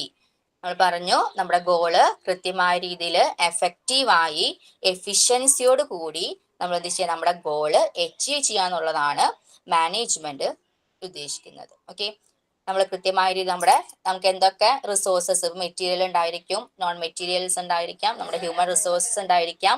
അങ്ങനെ നമുക്ക് അവൈലബിൾ ആയിട്ടുള്ള എല്ലാ റിസോഴ്സസും യൂട്ടിലൈസ് ചെയ്ത് കൃത്യമായ രീതിയിൽ എന്ത് വെച്ചാൽ നമ്മുടെ പ്രൊഡക്റ്റ് അല്ലെങ്കിൽ നമ്മുടെ സർവീസ് ആണെന്നുണ്ടെങ്കിലും കൃത്യമായ രീതിയിൽ ക്വാളിറ്റിയോടെ നമ്മുടെ എല്ലാം കാര്യങ്ങൾ ചെയ്ത് നമ്മുടെ ടാർഗറ്റ് അല്ലെങ്കിൽ നമ്മുടെ ഗോള് അച്ചീവ് ചെയ്യാന്നുള്ളതാണ് മാനേജ്മെന്റിൽ പറയുന്നത്. ഓക്കെ, ഇത്രയാണ് നമ്മുടെ മാനേജ്മെന്റിന്റെ ഇൻട്രൊഡക്ഷനിൽ പറയുന്നത്. ഫസ്റ്റ് നമ്മൾ പറഞ്ഞു മീനിങ് എന്താന്ന് പറഞ്ഞു. ഓക്കെ, മീനിങ് എന്ന് പറഞ്ഞു മാനേജ്മെന്റ് എന്ന് വെച്ചിട്ടുണ്ടെങ്കിൽ നമ്മുടെ ഗോള് അച്ചീവ് ചെയ്യാനുള്ള ഒരു ആർട്ടാണ്. നമ്മുടെ എഫിഷ്യൻസി, മാക്സിമം എഫിഷ്യൻസി എടുത്ത് നമ്മുടെ എന്ത് ചെയ്യാം, നമ്മുടെ ഗോള് അച്ചീവ് ചെയ്യാന്നുള്ളതാണ് നമ്മുടെ മാനേജ്മെന്റ് എന്ന് പറഞ്ഞിട്ടുള്ളത്. നെക്സ്റ്റ് വൺ ഡെഫിനേഷൻ പറഞ്ഞു. കമ്പോണൻസ് എന്ന് പറയുന്നത് 4 കമ്പോണൻസ് ആണ് വരാം. Organisational activity, goal formation, goal accomplishment and evolution, then implementation. Next എന്ന് പറയുന്നത് മാനേജ്മെന്റിന്റെ ഒബ്ജക്റ്റീവ്സ് ആണ്. 3 ഒബ്ജക്റ്റീവ് ആണ് പറഞ്ഞത്. ഒന്ന് സോഷ്യൽ ഒബ്ജക്റ്റീവ്, 2 ഓർഗനൈസേഷണൽ ഒബ്ജക്റ്റീവ്സ്, അതിൽ സർവൈവൽ, പ്രോഫിറ്റ്, ഗ്രോത്ത്. മൂന്നാമത്തത് പേഴ്സണൽ ഓർ ഇൻഡിവിജ്വൽ ഒബ്ജക്റ്റീവ്സ്. അടുത്തത് ഫീച്ചേഴ്സ് ആണ്. First one management is goal oriented process. നമുക്ക് മാനേജ്മെന്റ് എന്ന് വെച്ചിട്ടുണ്ടെങ്കിൽ ഗോള് അച്ചീവ് ചെയ്യാന്നുള്ളതാണ് മാനേജ്മെന്റ് എന്ന് പറഞ്ഞിട്ടുണ്ടെങ്കിൽ. രണ്ടാമത്തത് മാനേജ്മെന്റ് ഈസ് പെർവാസീവ്, മാനേജ്മെന്റ് വ്യാപിച്ചു കിടക്കുന്ന ഒരു മേഖലയാണ്. മൂന്നാമത്തേന്ന് വെച്ചിട്ടുണ്ടെങ്കിൽ മാനേജ്മെന്റ് ഈസ് മൾട്ടി ഡൈമെൻഷണൽ, ഒന്നിലധികം ആക്ടിവിറ്റീസ് കൂടി ചേർന്നിട്ടുള്ളതാണ് മാനേജ്മെന്റ് എന്ന് പറയുന്നത്. Management of work, management of people, management of operations. നാലാമത്തെ എന്ന് പറയുന്നത് മാനേജ്മെന്റ് എന്ന് വെച്ചിട്ടുണ്ടെങ്കിൽ ഒരു കണ്ടിന്യൂസ് പ്രോസസ് ആണ്. അഞ്ചാമത്തെ എന്ന് വെച്ചിട്ടുണ്ടെങ്കിൽ management is a group of activity, ഒന്നിലധികം ഗ്രൂപ്പ് ഓഫ് പേഴ്സൺസ് കൂടി ചേർന്നിട്ടുള്ളതാണ് മാനേജ്മെന്റ് എന്ന് പറയുന്നത്. ആറാമത്തത് management is a dynamic function, ഒന്നിലധികം ഫങ്ഷൻസ് കൂടി ചേർന്നിട്ടുള്ളതാണ് മാനേജ്മെന്റ് എന്ന് പറയുന്നത്. Next one intangible. ഇൻടാഞ്ചിബിൾ എന്ന് വെച്ചിട്ടുണ്ടെങ്കിൽ കാണാൻ സാധിക്കാത്ത, നമുക്ക് ഫീൽ ചെയ്യാൻ മാത്രം പറ്റുന്ന ഒരു അസറ്റ്സ് ആണ്, നമുക്ക് എന്താ പറയുക, ഒരു ആക്ടിവിറ്റി ആണ് മാനേജ്മെന്റ് എന്ന് പറയുന്നത്. കോമ്പോസിറ്റ് എന്ന് പറഞ്ഞിട്ടുണ്ടെങ്കിൽ മാനേജ്മെന്റ് എന്താ, പ്രോപ്പർ ആയിട്ട് സീക്വൻസ് ഉള്ളതാണ് കോമ്പോസിറ്റ് പ്രോസസ് എന്ന് പറയുന്നത്. Last one balancing effectiveness and efficiency. Maximum നമ്മുടെ എന്ത് ചെയ്യാം, നമ്മുടെ റിസോഴ്സസ് മാക്സിമം യൂട്ടിലൈസ് ചെയ്ത് മാക്സിമം എഫേർട്ട് എടുത്ത് എഫിഷ്യൻസി എടുത്ത് നമ്മുടെ ഗോളിനെ കൃത്യമായ രീതിയിൽ അച്ചീവ് ചെയ്യാന്നുള്ളതാണ് മാനേജ്മെന്റ് എന്ന് പറയുന്നത്. ഓക്കെ, എല്ലാവർക്കും മനസ്സിലായോ? Meaning, objectives, then features. എല്ലാവർക്കും ഓക്കെ ആണോ? Very good Anima. ഇനി നമുക്ക് ലാസ്റ്റ് ഫീഡ്ബാക്ക് പറയാം. I think Sarija and Karthika is waiting. Time set, നിങ്ങൾ ടൈം ഷെഡ്യൂൾ ചെയ്താണോ പ്ലാൻ ചെയ്തിരിക്കുന്നത്? അതെ. ഓക്കെ, എന്തായാലും ഫീഡ്ബാക്ക് സെഷൻ നമുക്ക് ഇത്തിരി ഒരു 10 minutes കൂടുതൽ എടുത്താലും കുഴപ്പമില്ലല്ലോ. So please continue. Thank you. Hi ma'am, എന്റെ വോയിസ് ക്ലിയർ ആണോ? പനിയാണ്, മനസ്സിലാവുന്നുണ്ടല്ലോ സംസാരിക്കുന്നതല്ലേ? ഓക്കെ, ഫങ്ഷൻസും ഇതിന്റെ ഇമ്പോർട്ടൻസും ആണ്, മാനേജ്മെന്റിന്റെ ഫങ്ഷൻസും ഇമ്പോർട്ടൻസും ആണ് ഞാൻ ഷെയർ ചെയ്യുന്നത്. ഇപ്പോ അനിമ പറഞ്ഞപ്പോൾ തന്നെ നമുക്ക് മാനേജ്മെന്റ് എന്താണെന്നുള്ളതും അതിന്റെ ഡീറ്റെയിൽസും ഒക്കെ നമുക്ക് മനസ്സിലായി. ഫങ്ഷൻസ് എന്ന് പറഞ്ഞു കഴിഞ്ഞാൽ നമ്മൾ പഠിച്ചു കഴിഞ്ഞു, നമ്മൾ ഓൾറെഡി നമ്മുടെ ടെക്സ്റ്റ് ബുക്കിലുണ്ട്. Planning, organising, staffing, directing, controlling. Planning എന്ന് പറഞ്ഞു കഴിഞ്ഞാൽ നമുക്കറിയാം, നമുക്ക് ജസ്റ്റ് നമ്മുടെ ഫാമിലിയിൽ ഒരു കാര്യം, ഒരു ഫംഗ്ഷൻ ആണെങ്കിൽ നമ്മൾ ആദ്യം അതിനെ പ്ലാൻ ചെയ്യും, ശരിയല്ലേ? നമ്മൾ എന്തോ ഒരു മാരേജ് ഫംഗ്ഷൻ വീട്ടിൽ നടക്കാൻ പോവാണെങ്കിൽ നമ്മൾ എല്ലാ കാര്യവും പ്ലാൻ ചെയ്യില്ലേ? ആരൊക്കെ വിളിക്കണം, ആ ഫംഗ്ഷൻ എന്തൊക്കെ ഭക്ഷണം കൊടുക്കണം, എവിടെ വെച്ച് നടത്തണം, ഏത് ടൈമിന് നടത്തണം. ഒരു മാരേജ് ഫംഗ്ഷൻ ആണെങ്കിൽ ആ ഫംഗ്ഷനിലേക്ക് ഇനിയിപ്പോ ഗോൾഡ് എടുക്കുന്നുണ്ടെങ്കിൽ എവിടുന്ന്, അത് നമ്മൾ പ്ലാനിങ് ചെയ്യും അല്ലേ? അതാണ് ആക്ച്വലി നമ്മൾ എന്ത് ചെയ്യുക, ആ ഒരു കാര്യം എങ്ങനെ മുന്നോട്ട് കൊണ്ടുപോകാൻ ഉദ്ദേശിക്കുന്നു എന്നത് നമ്മൾ ആദ്യം ഒന്ന് ഓർഡർ ആക്കി വെക്കും. എന്ന് വെച്ചാൽ പ്ലാനിങ് എന്ന് പറഞ്ഞു കഴിഞ്ഞാൽ ഒബ്ജക്റ്റീവ്സ് എന്താണെന്ന് ആദ്യം എസ്റ്റാബ്ലിഷ് ചെയ്ത് വെക്കാം. ദെൻ നമ്മുടെ ഗോൾ എന്താണെന്നുള്ളത് നമ്മൾ ഫിക്സ് ചെയ്യാം. ആ ഗോളിലേക്ക് എത്താൻ നമ്മൾ എന്ത് ചെയ്യണം എന്നതും നമ്മൾ ഫിക്സ് ചെയ്യാം. മീൻസ് ഒരു ബിസിനസ് കൺസേൺ ആണെങ്കിൽ, പ്രോഫിറ്റബിൾ ആണെങ്കിൽ, അതല്ല സർവീസ് ആണെങ്കിൽ, അത് എന്താണ് ആദ്യം നമ്മൾ അത് പ്രോഫിറ്റബിൾ ഓർഗനൈസേഷൻ ആണോ അതല്ലെങ്കിൽ സർവീസ് ആണോ നമ്മൾ ആദ്യം തീരുമാനിക്കും. അതിനുശേഷം നമ്മൾ അതിന്റെ സ്ട്രാറ്റജീസ് മെയിൻറ്റെയിൻ ചെയ്യേണ്ടത് എങ്ങനെയാണെന്ന് നമ്മൾ മനസ്സിലാക്കി വെക്കും. അങ്ങനെ അതിന്റെ ഒബ്ജക്റ്റീവ്സ് ഫിക്സ് ചെയ്ത് വെക്കുന്ന ഒരു ഫംഗ്ഷൻ ആണ് എന്ത്, പ്ലാനിങ്. ഏറ്റവും സ്റ്റാർട്ടിങ് ആയിട്ടുള്ള ഫംഗ്ഷൻ ആണ്, ഏറ്റവും ഇമ്പോർട്ടന്റ് ആയിട്ടുള്ള ഫംഗ്ഷനിൽ ഒന്നാണ് എന്താ, പ്ലാനിങ് എന്ന് പറയുന്നത്. ഓക്കെ, എന്തെങ്കിലും ഡൗട്ട്സ് ഉണ്ടെങ്കിൽ പറയണം കേട്ടോ. നമ്മളൊരു ഓർഗനൈസേഷനിലെ ഡിസിഷൻ മേക്കിങ്ങിന് നമ്മൾ യൂസ് ചെയ്യേണ്ട സ്ട്രാറ്റജീസ് എന്താണ് എന്നത് വരെ നമ്മൾ പ്ലാനിങ് ടൈമിൽ എന്ത് ചെയ്യണം, ഫിക്സ് ചെയ്ത് വെക്കണം. ദെൻ നമ്മളത് ഓർഗനൈസിങ്, അതാണ് നമ്മുടെ രണ്ടാമത്തെ ഫംഗ്ഷൻ വരുന്നത്. നമ്മുടെ കയ്യിൽ റിസോഴ്സസ് നമ്മൾ പ്ലാൻ ചെയ്തു, നമ്മുടെ സ്ഥാപനം പ്രോഫിറ്റ് മേക്കിംഗ് സ്ഥാപനമാണ്, ഇന്ന രീതിയാണ് അതിന്റെ അച്ചീവ്മെന്റ്, ഗോൾ അച്ചീവ് ചെയ്യാൻ നമ്മൾ എന്തൊക്കെയാണ് ചെയ്യേണ്ടത്, എന്തൊക്കെ ഡിസിഷൻസ് എടുക്കണം എന്നൊക്കെ നമ്മൾ പ്ലാൻ ചെയ്ത് വെച്ചു. അപ്പൊ നമ്മുടെ കയ്യിൽ അതിന് വേണ്ട റിസോഴ്സസ് എന്തൊക്കെയാണ്, ആ ഒരു ഫംഗ്ഷൻ പ്ലാൻ ചെയ്തു. ഇനി നമ്മുടെ ബിസിനസ് റൺ ചെയ്യാൻ നമുക്ക് എന്തൊക്കെ റിസോഴ്സസ് വേണം, ആ റിസോഴ്സസ് സെറ്റ് ചെയ്ത് വെക്കുക. ആദ്യം അതിന് സ്ട്രക്ചർ ചെയ്ത് വെക്കുക. ഒരു റിസോഴ്സസ് ഇന്ന റിസോഴ്സസ് വേണം നമുക്ക്, അതിനെ നമ്മൾ എങ്ങനെ യൂട്ടിലൈസ് ചെയ്യണം എന്നത് നമ്മൾ ആദ്യം എന്ത് ചെയ്യുക, സെറ്റ് ചെയ്ത് സ്ട്രക്ചർ ചെയ്ത് വെക്കുക. എന്നിട്ട് എന്ത് ചെയ്യുക, ഡിസിഷൻ മേക്കിങ്സ് എടുത്തു വെക്കുക. ഒരു ഓർഡർ ആക്കി പ്ലാൻ ചെയ്ത സംഭവത്തെ ഒന്ന് കോർഡിനേറ്റ് ചെയ്ത് ഓർഡർ ആക്കി വെക്കുക. ഓക്കെ, എന്തിനാണ് ഇത് ചെയ്യുന്നത്? നമ്മൾ വെറുതെ റഫായിട്ട് എന്തൊക്കെയോ എടുത്തു വെച്ചാൽ നമുക്കൊരു കാര്യം, നമ്മുടെ വീട്ടിലെ കാര്യമാണെങ്കിലും വളരെ റഫായ ഒരു ഐഡിയയിൽ പോയാൽ നമുക്ക് ആകെ അവസാനം നമ്മുടെ കയ്യിൽ നിന്ന് പോകുമല്ലേ. നമ്മൾ കറക്റ്റ് പ്ലാനിങ്ങിലാണെങ്കിലല്ലേ നമുക്കൊരു കാര്യം മുന്നോട്ട് പോകാൻ പറ്റത്തുള്ളൂ. കുറച്ച് റിസോഴ്സസ് അവിടെ ഉണ്ട്, അത് വേണമെങ്കിൽ എടുക്കാം, കുറച്ച് അവിടെ എന്തൊക്കെ ഉണ്ട്, അത് നമുക്ക് ശരിയാവില്ല. നമ്മളത് കറക്റ്റ് ഓർഡർ ചെയ്ത് വെക്കണം. കാരണം നമ്മുടെ ഒരു ബിസിനസിന്റെ ഗോൾ നമ്മൾ ഫിക്സ് ചെയ്തിട്ടുണ്ട്. ഒരു പ്രോഫിറ്റ് മേക്കിംഗ് ആണെങ്കിൽ റിസോഴ്സസ് നമ്മൾ കറക്റ്റ് ആയിട്ട് യൂട്ടിലൈസ് ചെയ്യണം, നല്ല രീതിയിൽ എഫിഷ്യന്റ് ആയിട്ട് നമ്മൾ യൂട്ടിലൈസ് ചെയ്യണം. എവിടെയെങ്കിലും ഒരു സ്ഥലത്ത് നമ്മുടെ കയ്യിൽ വരുന്ന ഒരു ചെറിയ വീഴ്ചയായിരിക്കും ആ ബിസിനസ് കൺസേണിന്റെ ഏറ്റവും വലിയ നഷ്ടത്തിലേക്ക് എത്തിക്കാം. പല കൺസേൺസും നമ്മൾ കണ്ടിട്ടില്ലേ, സ്റ്റാർട്ടിങ്ങിൽ ഭയങ്കര വലുതായി വന്നിട്ട് കുറഞ്ഞ സമയം കൊണ്ട് പൂട്ടിപ്പോകുന്ന ഒരുപാട് സ്ഥാപനങ്ങൾ, സംരംഭങ്ങൾ നമ്മൾ കാണുന്നുണ്ട്. ചെറിയ വീഴ്ചയായിരിക്കും, വളരെ ചെറിയൊരു വീഴ്ചയായിരിക്കും എന്തുണ്ടാക്കുക, ഈ ഒരു നഷ്ടത്തിലേക്ക് ആ സ്ഥാപനത്തിന് എത്തിക്കാം. ഇപ്പൊ നമ്മൾ അത്ര ക്ലിയർ ആയിട്ടായിരിക്കണം നമ്മുടെ പ്ലാനിങ്ങും ഓർഗനൈസിങ്ങും. മൂന്നാമത് വരുന്നത് സ്റ്റാഫിംഗ് ആണ്. സ്റ്റാഫിംഗ് ആണ് മറ്റൊരു ഇമ്പോർട്ടൻറ്റ് ഫംഗ്ഷൻ. എന്താണ് സ്റ്റാഫിംഗ്? സ്റ്റാഫിംഗ് എന്ന് പറഞ്ഞു കഴിഞ്ഞാൽ റൈറ്റ് പേഴ്സണെ, വ്യക്തമായിട്ട് പറയാം, റൈറ്റ് പേഴ്സണെ റൈറ്റ് പൊസിഷനിൽ റൈറ്റ് ടൈമിൽ എത്തിക്കുക എന്നുള്ളതാണ്. കൃത്യമായിട്ടുള്ള ഒരു, നമ്മൾ എന്താ പറയാ, ഒരു പൊസിഷൻ നമ്മൾ ഫിക്സ് ചെയ്ത്, ഇപ്പോൾ ഒരു എക്സാമ്പിൾ പറയുന്നത് റിസപ്ഷനിസ്റ്റ് ആണ്.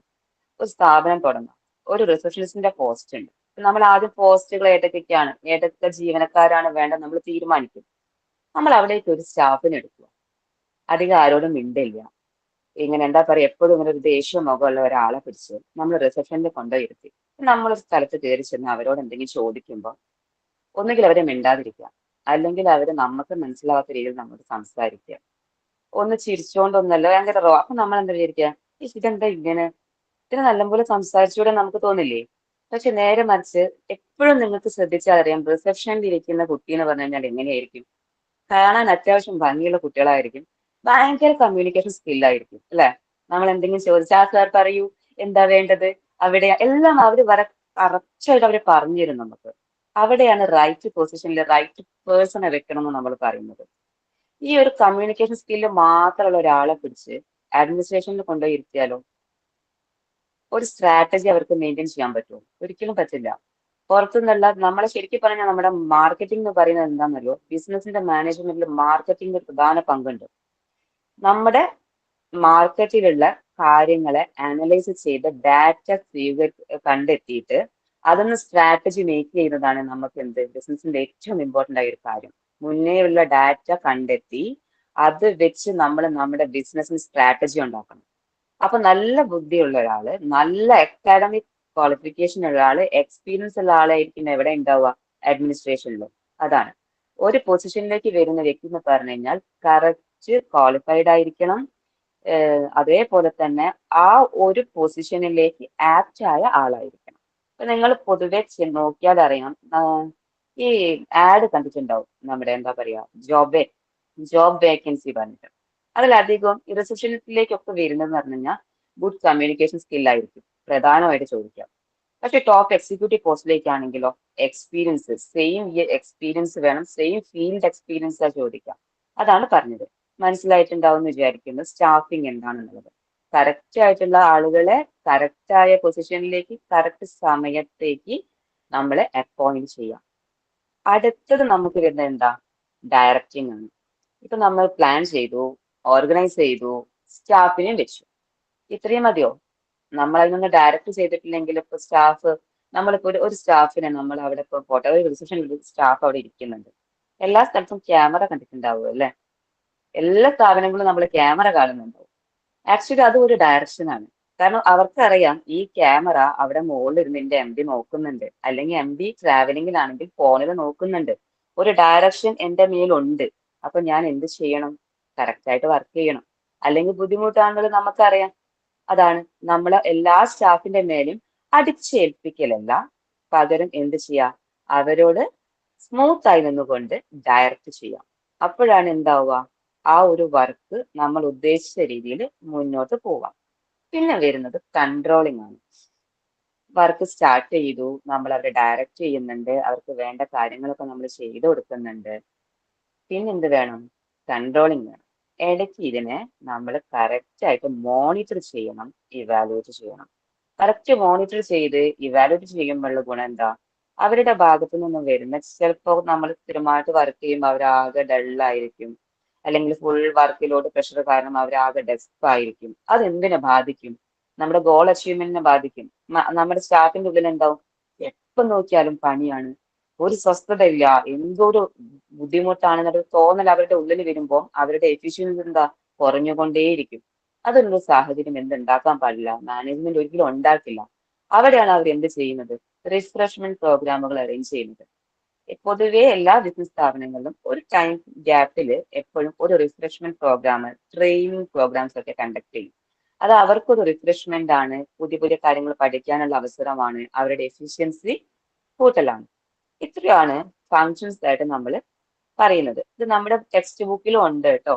നിങ്ങളെല്ലാവരും നമ്മുടെ കയ്യിൽ, നമ്മൾ ആദ്യം തന്നെ നമുക്ക് എടുത്ത സമയത്ത് നമ്മൾ നോട്ട് ചെയ്തിട്ടുണ്ട്. Okay, planning, organising, staffing, directing, controlling. മനസ്സിലായിട്ടുണ്ടാവും എന്ന് വിചാരിക്കുന്നു. എന്തെങ്കിലും സംശയം ഉണ്ടോ ആർക്കെങ്കിലും? ക്ലിയർ അല്ലേ പറഞ്ഞത്? ഓക്കെ, ദെൻ അടുത്തത് ഇമ്പോർട്ടൻസ് ആണ്. മാനേജ്മെന്റ് ഫങ്ഷൻസ് കഴിഞ്ഞു, ഇനിയിപ്പോ ഇമ്പോർട്ടൻസ്. എന്താണ് ഇമ്പോർട്ടൻസ്? മാനേജ്മെന്റ് ഇമ്പോർട്ടൻസ് എന്താ? നമുക്ക് ഗോൾ അച്ചീവ് ചെയ്യുക എന്നുള്ളതാണ് നമ്മുടെ ഇമ്പോർട്ടൻറ്റ് ഫങ്ഷൻസ്. ഓക്കെ, പക്ഷെ നമ്മുടെ സ്ഥാപനത്തിന്റെ ഗോൾ അച്ചീവ് ചെയ്യുക അങ്ങനെ പറഞ്ഞുകൊണ്ടിരിക്കുമ്പോൾ ഇൻഡിവിജ്വലി അവരുടെ സ്റ്റാഫിന്റെ മനസ്സിൽ എന്തായിരിക്കും? ഈ മാനേജ്മെന്റിന് എന്താ ഇവരുടെ ഗോള് മാത്രം, നമ്മുടെ കാര്യങ്ങൾക്കൊന്നും യാതൊരു വാല്യൂ ഇല്ല എന്നൊരു ഫീലിംഗ്. നമ്മൾ പലരും വർക്ക് ചെയ്യുന്നില്ലേ, നമുക്ക് ഇൻഡിവിജ്വലി നമുക്ക് തോന്നില്ലേ? അപ്പൊ എന്താ? ഇൻഡിവിജ്വൽ ഗോൾസ് അച്ചീവ് ചെയ്യാൻ അവരെ ഹെൽപ്പ് ചെയ്തുകൊണ്ട് എന്ത് ചെയ്യുക? മാനേജ്മെന്റ് ബിസിനസിന്റെ ഗോൾ അച്ചീവ് ചെയ്യും.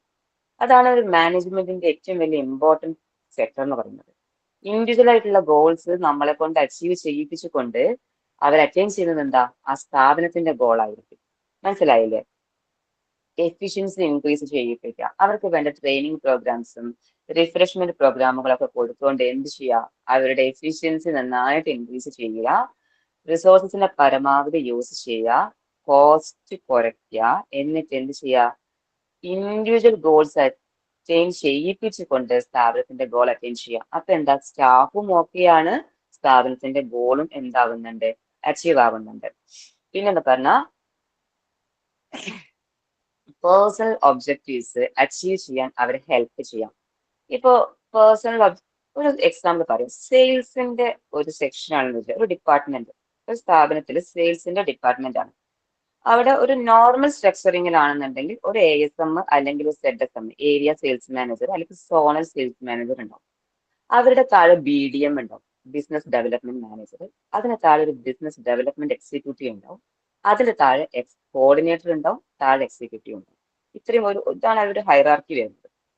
അപ്പൊ അവര് മാനേജർ അവിടെ ഇരിക്കുക, നിങ്ങൾ വർക്ക് ചെയ്തോന്ന് പറഞ്ഞാൽ എനിക്ക് മനസ്സിലാവില്ല സ്റ്റാഫിന് എന്താ ഉണ്ടാവുക, ഒന്നും മനസ്സിലാവില്ല അല്ലെ. അവര് കുറെ കിടന്നു കഷ്ടപ്പെടുന്നു, അവർക്കൊന്നും നടക്കുന്നില്ല. പക്ഷെ അദ്ദേഹം ഡയറക്റ്റ് ചെയ്ത് അവർ ട്രെയിനിങ് കൊടുത്ത് ഡെയിലി മോണിറ്റർ ചെയ്ത് അവരുടെ കൂടെ നിന്ന് വർക്ക് ചെയ്ത് ഒരു ടീം വർക്കായിട്ട് ചെയ്യുമ്പോൾ എന്താ, അവരവരുടെ ടാർഗറ്റ് ഈസി ആയിട്ട് അറ്റൈൻ ചെയ്യും. ഈ ടാർഗറ്റ് അറ്റൈൻ ചെയ്യുമ്പോൾ പേഴ്സണൽ ഗോൾ എന്ന് പറഞ്ഞല്ലോ, ഈ ടാർഗറ്റ് അറ്റൈൻ ചെയ്യുമ്പോൾ അവർക്ക് എന്താ പേഴ്സണൽ ഗോൾ കിട്ടുക? ഒരു എക്സാമ്പിൾ നിങ്ങൾക്ക് മനസ്സിലാവാൻ വേണ്ടിയാ പറഞ്ഞു കേട്ടോ. പേഴ്സണൽ ഒബ്ജക്റ്റീവ് എന്ന് പറഞ്ഞില്ലേ, അത് മനസ്സിലാവാൻ ഒരു എക്സാമ്പിൾ ആണ്. ഈ ടാർഗറ്റ് ഇപ്പൊ ഒരു എക്സാമ്പിൾ, ഒരു പ്രോഡക്റ്റ് സെല് ചെയ്യുന്ന ഒരു കമ്പനിയാണെന്ന് വിചാരിക്കുക. അത് അവർക്ക് കൊടുത്തിട്ടുള്ള ടാർഗറ്റ് എന്ന് പറയുന്നത് ഒരു മാസം 1000 പ്രോഡക്റ്റ് സെല് ചെയ്യണം എന്നുള്ളതാണ്. അതിന് അവർക്കൊരു ഇൻസെന്റീവ് സ്ട്രക്ചർ ഉണ്ടായിരിക്കും. ഇത്ര കവർ ചെയ്തെനിക്കാണെച്ചാൽ ഇത്ര ഇൻസെന്റീവ്, ഇത്ര കവർ ചെയ്താൽ ഇത്ര പെർസെന്റേജ് ഇൻസെന്റീവ്, 1000 കവർ ചെയ്തെനിക്കാണെച്ചാൽ ഇത്ര പെർസെന്റേജ് ഇൻസെന്റീവ്. ഈ സെയിൽസ് ടീമിന് മാത്രം ഒരു പ്രത്യേകത എന്താണെന്നറിയോ, ഇവർക്ക് മന്ത്ലി ഒരു പ്രോഗ്രാം ഉണ്ടാവും. ആ പ്രോഗ്രാമിലെ ഏറ്റവും ടോപ്പ് അച്ചീവർ ആരാണോ, മന്ത്ലി ടോപ്പ് അച്ചീവർക്ക് ഒരു സമ്മാനം ഉണ്ടാവും, ഒരു ട്രോഫി പോലെ അവർ കൊടുക്കും. പിന്നെ അതിന്റെ കൂടെ ഒരുപാട് ബെനിഫിറ്റ്സ് അവർക്ക് കമ്പനി പ്രൊവൈഡ് ചെയ്യും. അത് സെയിൽസിൽ ഒരു പ്രത്യേകത. അപ്പൊ അവരെന്ത് ചെയ്യും, അത് കിട്ടാൻ വേണ്ടി അവർ ടീം വർക്ക് ചെയ്യും. അതിൽ നിന്ന് അവർക്ക് എന്താ, അവരുടെ സാലറിയുടെ കൂടെ പേഴ്സണൽ ഒബ്ജക്റ്റീവ് ആയിട്ട് അവർ എല്ലാവർക്കും നമ്മൾ ഇൻകം ഏൺ ചെയ്യാനല്ലോ നമ്മുടെ ബെനിഫിറ്റ്, അതിനല്ലേ നമ്മൾ വർക്ക് ചെയ്യുന്നത്. അവിടെ നമുക്ക് എന്ത് കിട്ടും, പേഴ്സണൽ ഒബ്ജക്റ്റീവ് നമുക്ക് അച്ചീവ്മെന്റ് ആവും. കാരണം നമുക്ക് എന്ത് അഡീഷണൽ ഇൻസെന്റീവ് കിട്ടും, ബോണസ് കിട്ടും, അതുപോലെ ഒരുപാട് സമ്മാനങ്ങളും കാര്യങ്ങളും. പിന്നെ പൊസിഷൻ കുറച്ചും കൂടെ ഹൈയിലേക്ക് മാറും. താഴെ എക്സിക്യൂട്ടീവ് ലെവലിൽ നിൽക്കുന്ന ആള് BDMലേക്ക് മാറും. അങ്ങനെയുള്ള അവരുടെ പേഴ്സണൽ ബെനിഫിറ്റും കൂടെ അച്ചീവ് ചെയ്തുകൊണ്ട് എന്ത് ചെയ്യാം, മാനേജ്മെന്റിന്റെ അവരുടെ ബിസിനസിന്റെ ഗോളും കൂടി അവർ എന്ത് ചെയ്യുന്നു, അച്ചീവ് ചെയ്യുന്നു. അതാണ് അതിന്റെ ഇമ്പോർട്ടൻസ്. ക്ലിയർ ആണോ ഇമ്പോർട്ടൻസും ഫങ്ഷൻസും ഒക്കെ എല്ലാവർക്കും? സമയപരിധി കുറവാണ്, ഫാസ്റ്റ് ആയിട്ട് പോയത് കേട്ടോ. ഓക്കെ.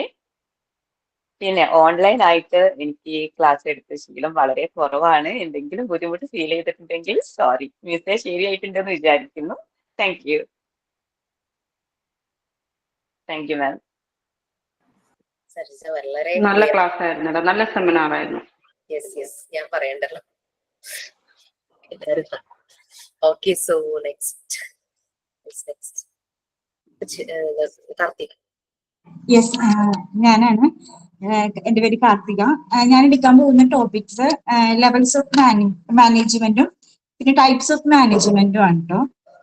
ഇപ്പോ നമ്മൾ എന്താണ് മാനേജ്മെന്റ് ഇപ്പൊ ഓൾറെഡി നമ്മൾ കേട്ടു. Management is an art of getting work done through others. അപ്പൊ നമുക്ക് ഈ ഒരു ഓർഗനൈസേഷനിൽ അവരുടെ ഗോൾ അച്ചീവ് ചെയ്യാനായിട്ട് അവിടെ വർക്ക് ചെയ്യുന്ന എല്ലാവരുടെ എഫേർട്ട് ആവശ്യമാണ്. അപ്പൊ ഈ ആ ഓർഗനൈസേഷനിൽ വർക്ക് ചെയ്യുന്ന ഓരോരുത്തർക്കും അതനുസരിച്ച് അവരുടെ റോൾസ് ഉണ്ടാവാം, പൊസിഷൻ ഉണ്ടാവാം, റെസ്പോൺസിബിലിറ്റി ഉണ്ടാവും, അതോറിറ്റി ഉണ്ടാവാം. ഓരോ വ്യക്തികൾക്കും ഡിഫറെന്റ് ആയിരിക്കും അത്. അപ്പോ ഇതനുസരിച്ചാണ് അവരുടെ ആ ഒരു ഓർഗനൈസേഷനിൽ പൊസിഷൻ നിശ്ചയിക്കുക, അവരെടുക്കുന്ന ആ ഒരു റോള് അല്ലെങ്കിൽ അവരുടെ ആ റെസ്പോൺസിബിലിറ്റി അനുസരിച്ച്. അപ്പൊ ഈ ഒരു റെസ്പോൺസിബിലിറ്റി അനുസരിച്ച് ഇവരെ ഡിഫറെന്റ് ലെവൽസ് ആയിട്ട് തിരിച്ചിട്ടുണ്ട്, ഒരു ഹൈറാർക്കി ആയിട്ട് ഫോം ചെയ്യിച്ചിട്ടുണ്ട്. ഈ ഹൈറാർക്കി മെയിൻലി പറയുകയാണെങ്കിൽ ഒരു എംപ്ലോയി, അതായത് ഒരു superior subordinate relationship in an organisation ആണ് ശരിക്കും പറഞ്ഞാൽ ലെവൽസ് ഓഫ് മാനേജ്മെന്റ് എന്ന് പറഞ്ഞിട്ടുണ്ടെങ്കിൽ. ഒരു സുപ്പീരിയറും സബോർഡിനേറ്റും തമ്മിലുള്ള റിലേഷൻഷിപ്പ്. അപ്പോൾ ഇത് ശരിക്കും മെയിൻലി ത്രീ ലെവൽസ് ആണ് വരുന്നത്: top management, middle management and lower management. ഇതാണ് 3 ലെവൽസ്. ഒരു ഓർഗനൈസേഷനിൽ ഉണ്ടാകുന്ന 3 ലെവൽസ് എന്ന് പറയുന്നത് top management level, middle level management and lower level management.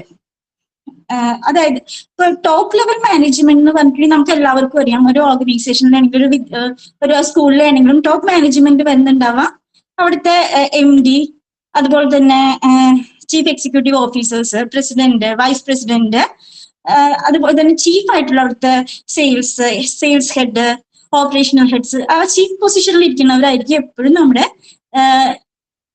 Mainly top മാനേജ്മെന്റിൽ വരുന്നുണ്ടാവുക. മിഡിൽ ലെവൽ മാനേജ്മെന്റിൽ വരുന്നുണ്ടാവുക ഡിപ്പാർട്ട്മെന്റൽ ഹെഡ്സ്. അതായത് ഇപ്പൊ ഒരു പ്രൊഡക്ഷൻ ഡിപ്പാർട്ട്മെന്റ് ഉണ്ടെങ്കിൽ പ്രൊഡക്ഷൻ ഡിപ്പാർട്ട്മെന്റ് ഹെഡ്, അതുപോലെ തന്നെ sales department head, marketing department head, അങ്ങനെ ഓപ്പറേഷണൽ ഡിപ്പാർട്ട്മെന്റ് ഹെഡ്സ് അവരൊക്കെ ആയിരിക്കും മിഡിൽ ലെവലിൽ വരുന്നുണ്ടാവുക. ബോട്ടം ലെവലിൽ വരുന്നുണ്ടാവുക സൂപ്പർവൈസേഴ്സ്, ഫോർമാൻ, പിന്നെ ക്ലർക്ക്, അതുപോലെ തന്നെ ജൂനിയർ മാനേജർ ലെവലിൽ വർക്ക് ചെയ്യുന്നവർ, അവരൊക്കെ ആയിരിക്കും തേർഡ് ലെവലിൽ വരുന്നുണ്ടാവുക. ഇതാണ് മെയിൻലി 3 ലെവലിൽ വരുന്ന എംപ്ലോയീസ്. അപ്പോ ഇത് മനസ്സിലായി, ഇത്ര ഓക്കെയാണോ? ഓക്കെ.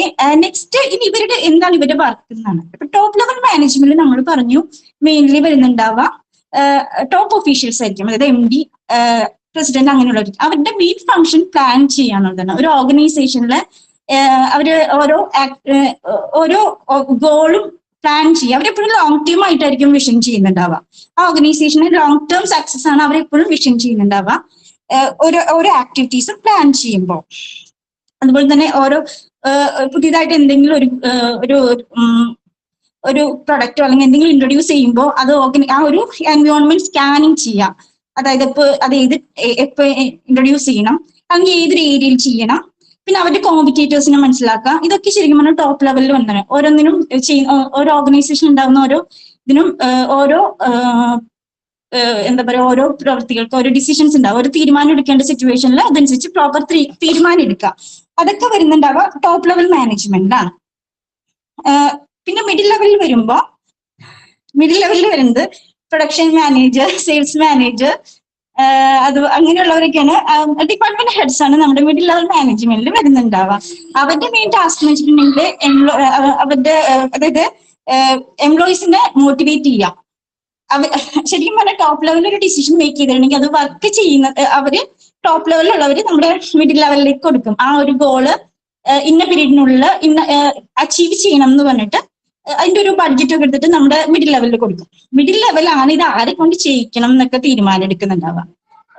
അതായത് അവര് ഇത്ര ടൈം പീരീഡ് തന്നിട്ടുണ്ടെങ്കിൽ ആ ടൈം പീരീഡിനുള്ളിൽ എങ്ങനെ ഇത്ര ബഡ്ജറ്റിനുള്ളിൽ ആരെ കൊണ്ടൊക്കെ ഈ ഒരു ആക്ടിവിറ്റി ചെയ്യിക്കുക എന്ന് തീരുമാനിക്കുന്നത് മിഡിൽ ലെവലിലുള്ളവരാണ്. പിന്നെ അവരുടെ മെയിൻ ഫംഗ്ഷനാണ് എംപ്ലോയീസിനെ മോട്ടിവേറ്റ് ചെയ്യുക. അതുപോലെ അതായത് അവർക്കിപ്പോ എന്താ പറയാ ഇൻസെന്റീവ്സ് കൊടുത്താണെങ്കിലും അല്ലെങ്കിൽ എംപ്ലോയർ ഓഫ് ദ മന്ത് അങ്ങനെയൊക്കെ പ്രൊവൈഡ് ചെയ്ത് അവരെ മോട്ടിവേറ്റ് ചെയ്യിക്കുക. അതുപോലെ തന്നെ കമ്പനിക്ക് ആവശ്യമായ പേഴ്സണൽസ് എംപ്ലോയീസിനെ പ്രൊവൈഡ് ചെയ്യുക. പ്രൊവൈഡ്സിന് ആവശ്യം അനുസരിച്ച് റിക്രൂട്ട് ചെയ്തിട്ട് അവരെ കറക്റ്റ് ആയിട്ടുള്ള എംപ്ലോയീസിനെ പൊസിഷൻ ചെയ്യിക്കുക. പിന്നെ ഡ്യൂട്ടീസ് റെസ്പോൺസിബിലിറ്റീസ് ഒക്കെ അസൈൻ ചെയ്ത് കൊടുക്കുക. പിന്നെ ഇവരെപ്പോഴും അതായത് ടോപ്പ് ലെവല് മിഡിൽ ലെവലിലേക്ക് ആയിരിക്കും ഇൻഫോർമേഷൻസ് പാസ് ചെയ്യുക. ഈ മിഡിൽ ലെവലിന്റെ ഫംഗ്ഷൻ വെച്ചിട്ടുണ്ടെങ്കിൽ ഈ ഇൻഫോർമേഷൻ പാസ് ചെയ്തത് എംപ്ലോയീസിനെ കൊണ്ട് വർക്ക് ചെയ്തിട്ട് അതിന്റെ റിസൾട്ട് ടോപ്പ് ലെവലിലേക്ക് എത്തിക്കുക. ടോപ്പ് ലെവലിലേക്ക് അത് റിപ്പോർട്ട് ചെയ്യാന്നുള്ളതാണ് മിഡിൽ ലെവലിന്റെ ഫംഗ്ഷൻ. മറ്റൊരു ആക്ടിവിറ്റി, അതായത് മിഡിൽ ലെവലിലുള്ളവരാണ് ടോപ്പ് ലെവലിലേക്ക് റിപ്പോർട്ട് ചെയ്യാൻ പാടുള്ളൂ. ഇപ്പൊ ബോട്ടം ലെവലിലുള്ളവർക്ക് ഡയറക്ട്ലി പോയി ടോപ്പ് ലെവലിലേക്ക് റിപ്പോർട്ട് ചെയ്യാനായിട്ടുള്ള ഒരു ഇതില്ല, പൊസിഷൻ ഇല്ല. അവര് നമ്മൾ മൂന്നാമതായി പറഞ്ഞ ലോവർ ലെവൽ എംപ്ലോയീസില് അവര് മെയിൻ ആയിട്ട് ഫോർമാൻ, അങ്ങനെയുള്ള ഫോർമാൻസ്, പിന്നെ അതുപോലെ തന്നെ ക്ലർക്ക്, അങ്ങനെയുള്ള വർക്ക് ചെയ്യുന്നവരാണ് വരുന്നത്. അവിടെ ശരിക്കും പറഞ്ഞാൽ ഏതൊരു ഇതിന്റെയും ഏതൊരു ആക്ടിവിറ്റി കണ്ടക്ട് എക്സിക്യൂഷൻ നടക്കുന്ന ഏരിയ എന്ന് പറയുന്നത് ലോവർ ലെവലാണ്. അപ്പോ അവര് day to day functions, day to day activities ചെയ്യുന്നവരാണ്. അവര് റിപ്പോർട്ട് ചെയ്യുന്നുണ്ടാവുക മിഡിൽ ലെവലിലേക്കായിരിക്കും, പിന്നെ ടോപ്പ് ലെവലിലേക്ക്. അങ്ങനെയാണ് അതിന്റെ ഹൈറാർക്കി പോവാം. Lower level two middle level two top level. ശരിക്കും പറഞ്ഞാൽ അതിന്റെ ഒരു ഇത് ഞാൻ വരച്ചിട്ടുണ്ട്. ജസ്റ്റ് ഇങ്ങനെയായിരിക്കും വരുന്നുണ്ടാവുക ടോപ്പ് ലെവൽ, മിഡിൽ ലെവൽ. ഇങ്ങനെയാണ് ആ ഹൈറാർക്കിയുടെ ഒരു മോഡൽ വരുന്നുണ്ടാവുക കേട്ടോ. പിന്നെ അപ്പൊ അതായത് കമ്പനി ഒരു പ്ലാൻ എടുത്തിട്ടുണ്ടെങ്കിൽ അതിന്റെ ആ പ്ലാൻ സെറ്റ് ചെയ്യുന്നത് ടോപ്പ് ലെവൽ, പിന്നെ അത് അസൈൻ ചെയ്ത് കൊടുക്കുന്നത് മിഡിൽ ലെവൽ, അത് എക്സിക്യൂട്ട് ചെയ്യുന്നത് ലോവർ ലെവൽ. ഇപ്പൊ ലോവർ ലെവലിലുള്ളവര് മിഡിൽ ലെവലിലേക്ക് ഇതിന്റെ റിപ്പോർട്ട്, അവർ ചെയ്യുന്നതിന്റെ റിപ്പോർട്ട് പാസ് ചെയ്യുന്നു. മിഡിൽ ലെവലുള്ളവർ ടോപ്പ് ലെവലിലേക്ക് പാസ് ചെയ്യുന്നു. അങ്ങനെ ആ ഒരു ഓർഗനൈസേഷനിലെ ഒരു ഒബ്ജക്റ്റീവ് അവർ അച്ചീവ് ചെയ്യാൻ സാധിക്കുന്നു. അങ്ങനെയാണ് ആ ഒരു ലെവൽ വഴി അവര് ഗോൾ അച്ചീവ് ചെയ്യുന്നത്. അതാണ് ലെവൽസ് ഓഫ് മാനേജ്മെന്റ് വന്നത്. പിന്നെ ടൈപ്സ് ഓഫ് മാനേജ്മെന്റ് ആണ് ഇത്. ലെവൽസ് ഓഫ് മാനേജ്മെന്റ് മനസ്സിലായെന്ന് വിശ്വസിക്കുന്നു. Types of management mainly 6 types ആണ് വരുന്നത്. ശരിക്കും project management, business management, operations management, financial management, human resource management, strategic management. Project management എന്ന് പറയുന്നത് ഇപ്പൊ ഒരു ഓർഗനൈസേഷൻ, അതായത് ഒരു സ്കൂളാണെങ്കിലും നമ്മൾ ഒരു പ്രൊജക്ട് എടുക്കാണ്. ഇപ്പൊ ഒരു സ്കൂളിലാണെങ്കിൽ റോബോട്ടിക് ക്ലാസ് ഇൻട്രൊഡ്യൂസ് ചെയ്യുന്നു വെച്ചു. അപ്പൊ ആ ഒരു പ്രൊജക്ട് എടുക്കുമ്പോൾ അത് ഇത്ര കാലയളവിനുള്ളിൽ ആ പ്രൊജക്ട് ഇംപ്ലിമെന്റ് ചെയ്യണം. അത് അതിന് എന്തോരം ഇത് വരും, എത്ര ഫിനാൻഷ്യലി എന്തോരം ചെലവ് വരും, പിന്നെ അത് ഏത് ടീംസിനെ കൊണ്ട് ചെയ്യിക്കണം, എത്ര കാലയളവിനുള്ളിൽ ചെയ്യിക്കണം, അത് ഏതൊക്കെ ക്ലാസ്സുകൾക്ക് പ്രൊവൈഡ് ചെയ്യണം, എത്ര മണി, അങ്ങനെ ആ ഒരു പ്രൊജക്ടിന്റെ ഓവർവ്യൂ ചെയ്യണം. അതായത് അത് ഓൾറെഡി എത്തുന്നതിന് മുമ്പ് അതിനെ കുറിച്ചുള്ള മൊത്തം കാര്യങ്ങൾ അവർ ഓവർവ്യൂ ചെയ്ത് വരുന്നതാണ് പ്രൊജക്ട് മാനേജ്മെന്റ്. പ്രൊജക്ട് മാനേജ്മെന്റ് അതുപോലെ തന്നെ എക്സിക്യൂഷൻ ടൈമിലും അവരുടെ ആ ഒരു ഗോൾ അച്ചീവ് ചെയ്യാനുള്ള കാര്യങ്ങൾ അവർ ചെയ്യുന്നുണ്ട്. ഓക്കെ, ഈ പ്രൊജക്ട് മാനേജ്മെന്റിൽ വരുന്നത് അതിൽ ഒരു 5 സ്റ്റെപ്സ് വരുന്നുണ്ട്. അതായത് പ്രൊജക്ടിന്റെ ഇനീഷ്യേഷൻ സ്റ്റേജ്, അതായത് ഒരു പ്രൊജക്ട് തുടങ്ങുന്നതിന് മുമ്പ് ആ പ്രൊജക്ട് ഇപ്പൊ ആവശ്യമാണോ, നമ്മൾ അത് അതിന്റെ പ്രോസ് ആൻഡ് കോൺസ് നമ്മൾ അസസ് ചെയ്യുമല്ലോ, അതാണ് അതിന്റെ ഇനീഷ്യേഷൻ സ്റ്റേജിൽ വേണ്ടത്. ഇപ്പൊ ഓൾറെഡി ഒരു പ്രൊജക്ട് എടുത്തു കഴിഞ്ഞ് കഴിഞ്ഞാൽ പിന്നെ അതിനെക്കുറിച്ച് ഒരു പ്ലാൻ ചെയ്യണം, അതെങ്ങനെ ചെയ്യണം എന്നുള്ളത്. പിന്നെ അത് കഴിഞ്ഞിട്ട് അത് എങ്ങനെ എക്സിക്യൂട്ട് ചെയ്യണം, ആരെ കൊണ്ട് ചെയ്യിക്കണം, എങ്ങനെ ചെയ്യിക്കണം. പിന്നെ അതിന്റെ കൺട്രോളിങ് ആണ്. ആ പ്രൊജക്ട് കൺട്രോളിങ് മീൻസ് അതിനെ എങ്ങനെ അത് കറക്റ്റ് ആയിട്ട് നടക്കുന്നുണ്ടോ, അങ്ങനെയൊക്കെ നമ്മൾ കറക്റ്റ് ആയിട്ടാണ് ആ ഫംഗ്ഷൻ അതിന്റെ വർക്ക് പോകുന്നത്. പിന്നെ ബഡ്ജറ്റിംഗ് കറക്റ്റ് ആണോ, അതൊക്കെ നോക്കുന്നതാണ് മോണിറ്ററിംഗ് ഇതിൽ വരുന്നത്. പിന്നെ ആ പ്രൊജക്ടിന്റെ ക്ലോഷർ പീരീഡ്, പ്രൊജക്ട് നമ്മൾ ക്ലോസ് ചെയ്യുന്ന, അതായത് പ്രൊജക്ട് മാനേജ്മെന്റ് മെയിൻലി ഓവർവ്യൂ ചെയ്യുന്നുണ്ടെങ്കിൽ പോലും ആ പ്രൊജക്ട് ക്ലോസ് ചെയ്യുന്നവരെ അവരുടെ ആ ഒരു ഫംഗ്ഷൻ നടക്കുന്നുണ്ട്. ശരിക്കും പറഞ്ഞാൽ പ്രൊജക്ട് മാനേജ്മെന്റ് ശരിക്കും പറഞ്ഞാൽ ഒരു വലിയൊരു ടോപ്പിക്കാണ്. അത് ഒരു ഓർഗനൈസേഷൻ ഗോൾ, ഒരു ഓർഗനൈസേഷന്റെ മൊത്തം ഗോൾ അച്ചീവ് ചെയ്യുന്ന രീതിയിൽ നോക്കുമ്പോഴും അതൊരു പ്രൊജക്ട് മാനേജ്മെന്റ് തന്നെയാണ്. ഒരു പ്രൊജക്ട് കിട്ടുന്നത്, അത് ഇംപ്ലിമെന്റ് ചെയ്യുന്നതും അതിന്റെ എക്സിക്യൂഷൻ അതിന്റെ ക്ലോഷർ വരുമ്പോഴും ഒരു പ്രൊജക്ട് മാനേജ്മെന്റ് തന്നെയാണ് കേട്ടോ. പിന്നെ അത് കഴിഞ്ഞിട്ട് വരുന്നതാണ് ബിസിനസ് മാനേജ്മെന്റ്. ബിസിനസ് മാനേജ്മെന്റ് ആ ബിസിനസിന്റെ മൊത്തം മാനേജ്മെന്റിനെ കുറിച്ചുള്ളതാണ്. അതായത് ബിസിനസ് മാനേജ്മെന്റ്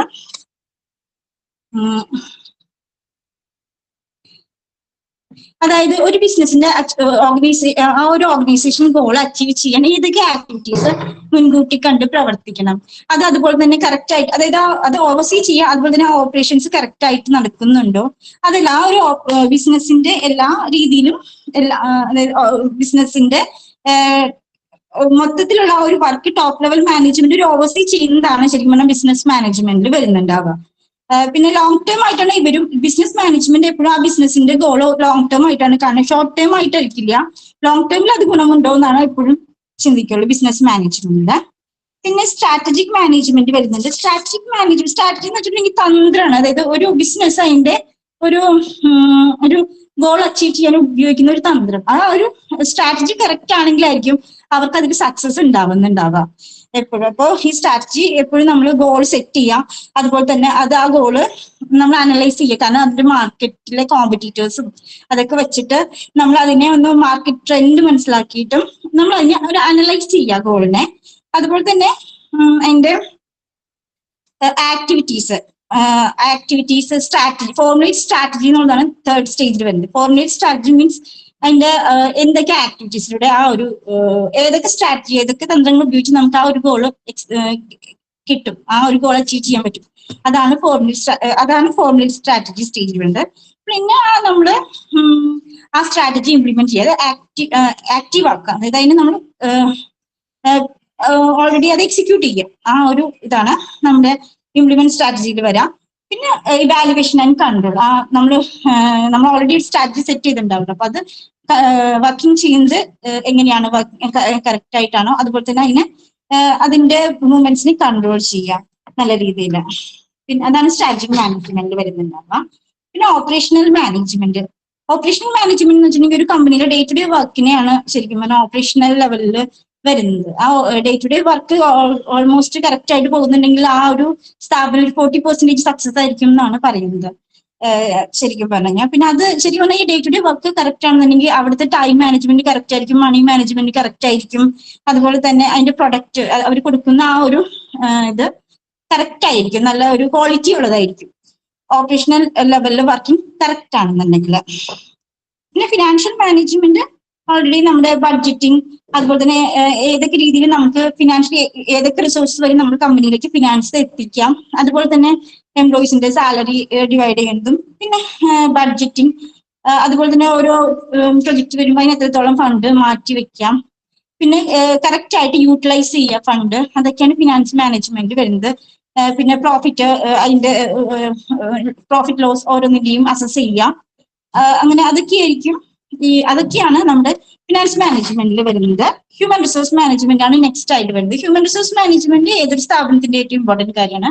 അതായത് കാരണം എംപ്ലോയീസിന് കറക്റ്റ് ആയിട്ട് ട്രെയിനിങ് കൊടുക്കണം, അതുപോലെ തന്നെ അവരെ മോട്ടിവേറ്റ് ചെയ്യിക്കുക, അതുപോലെ തന്നെ ആവശ്യമുള്ള വർക്ക് ഫോഴ്സ് നമ്മുടെ കമ്പനിയിലേക്ക് എത്തിക്കുക, അതൊക്കെ ഈ ഹ്യൂമൻ റിസോഴ്സ് മാനേജ്മെന്റ് ആണ്. പിന്നെ അതുപോലെ തന്നെ എംപ്ലോയീസിന്റെ ഇടയിലുള്ള പ്രോബ്ലംസ് ഒക്കെ ഉണ്ടാവും, കംപ്ലൈൻസ് ഒക്കെ, അത് തീർക്കാം. പിന്നെ ലോ ആയിട്ട് ബന്ധപ്പെട്ടിട്ടുള്ള കംപ്ലൈൻറ്റ്സ് ഉണ്ടാവും എംപ്ലോയീസിന് ഓരോ സ്ഥാപനത്തിലും. ഇപ്പൊ വർക്ക് ടൈമിനെ ബേസ് ചെയ്തിട്ടും അങ്ങനെയൊക്കെ ഓരോ കംപ്ലൈൻറ്റ്സ് ലോ ബേസ് ചെയ്തിട്ട് കേസുകൾ കൊടുത്തിട്ടുണ്ടാവും. അതിനെയൊക്കെ മീറ്റ് ചെയ്യാന്നുള്ളതും ഈ ഹ്യൂമൻ റിസോഴ്സ് മാനേജ്മെന്റിൽ അവരുടെ HR മാനേജ്മെന്റ് വരുന്ന ഒരു ഡ്യൂട്ടിയാണ്. അങ്ങനെ 6 ഫങ്ഷൻസ് ആണ്, 6 ടൈപ്സ് ആണ് മാനേജ്മെന്റിനുള്ളത്. ഒന്നുകൂടി പറയാം: project management, business management, operations management, financial management, human resource management, strategic management. ഇതാണ് types of management. Thank you. Okay, very good. ഇനി ഇത്തിരി വെള്ളം കുടിക്കുക അല്ലേ, ഒത്തിരി കഷ്ടപ്പെട്ടാണ് പറഞ്ഞത്.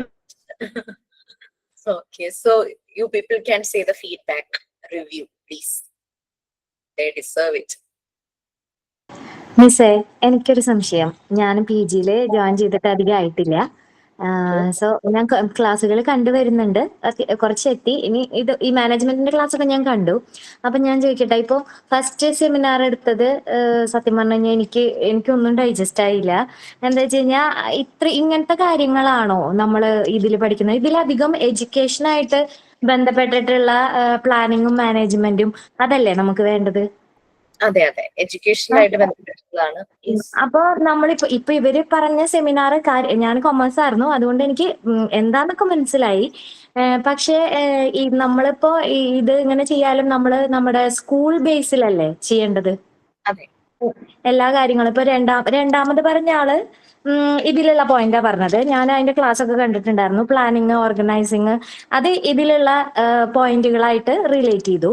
ഇപ്പൊ കാർത്തിക പറഞ്ഞതും ഭയങ്കര വലിയ ബിസിനസ് മാനേജ്മെന്റിലോട്ടാണ് പോയത്. അപ്പൊ നമ്മൾ അങ്ങനെ ഇതായിട്ടാണോ നോക്കേണ്ടതും പഠിക്കേണ്ടതും? ലൈക്ക് നമ്മളിപ്പോ റെഫർ ചെയ്യുമ്പോ അത്രയും ലെവലിലോട്ട് പോണോ നമ്മള്? വേണമെന്നില്ല. നമുക്ക് ഇതിന്റെ ഒരു ജനറൽ ആയിട്ടുള്ള ഒരു ഐഡിയ കിട്ടണം. എന്താണ് മാനേജ്മെന്റ്, എന്താണ് അഡ്മിനിസ്ട്രേഷൻ. എഡ്യൂക്കേഷണൽ സെറ്റിംഗ്സിലേക്ക് പോകുമ്പോൾ അതിന്റെ രീതികളൊന്ന് മനസ്സിലാക്കണം.